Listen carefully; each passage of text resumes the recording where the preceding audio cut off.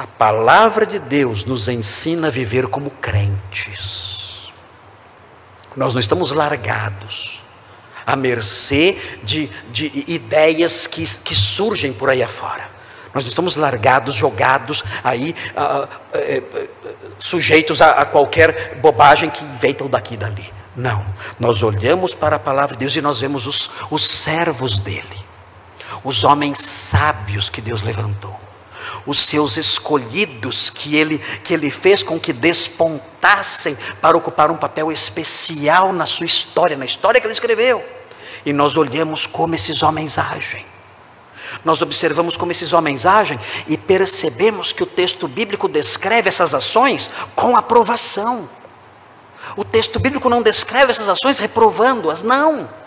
O texto bíblico não anula a intervenção de Deus.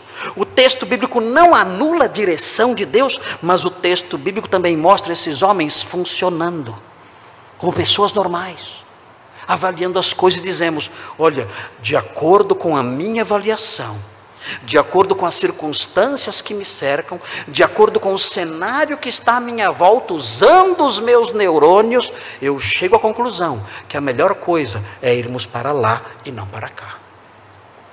E agem assim.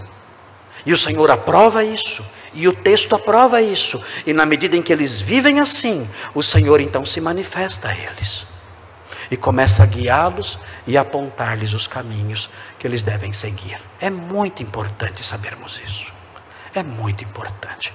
Quantas pessoas, irmãos, vivem no meio evangélico procurando ciganos evangélicos, ciganos.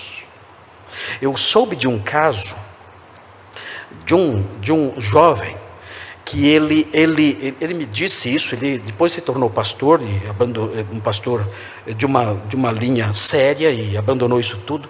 Mas ele disse que na igreja que ele frequentava quando era jovem, havia uma senhora, que quando você tinha alguma dúvida acerca de alguma decisão na vida, você ia até a casa dela, e aí você perguntava: eu devo me casar ou não?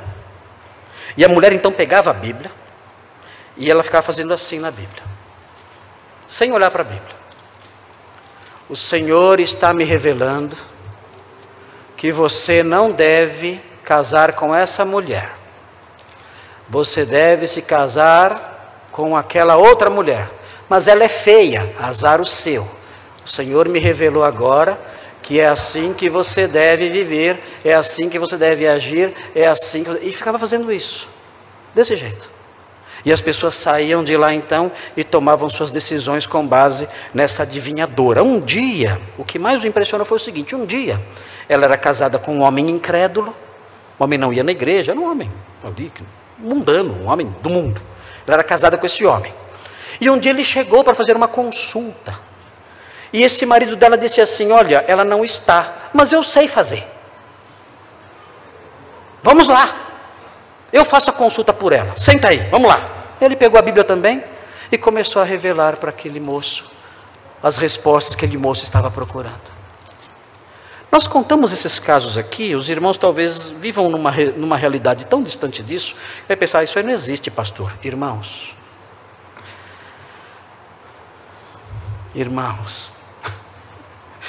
quem dera eu estivesse exagerando, quem dera.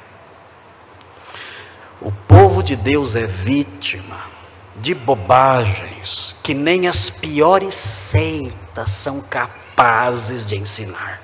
Nem as piores seitas.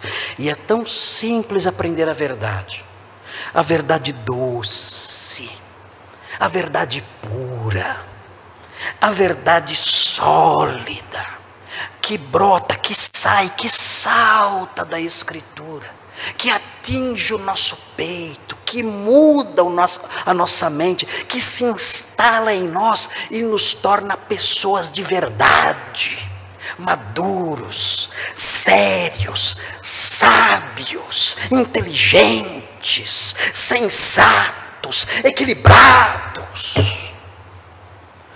Mas o meio evangélico, infelizmente, foi infiltrado por esses ciganos mentirosos, que engendraram na mente do povo ignorante, que não conhece a Escritura, engendraram mentiras, e com isso destroem suas vidas, e essas pessoas acabam seguindo essas ideias, essas revelações falsas, essas invenções toscas, e suas vidas são devastadas e destruídas, muitas vezes para sempre.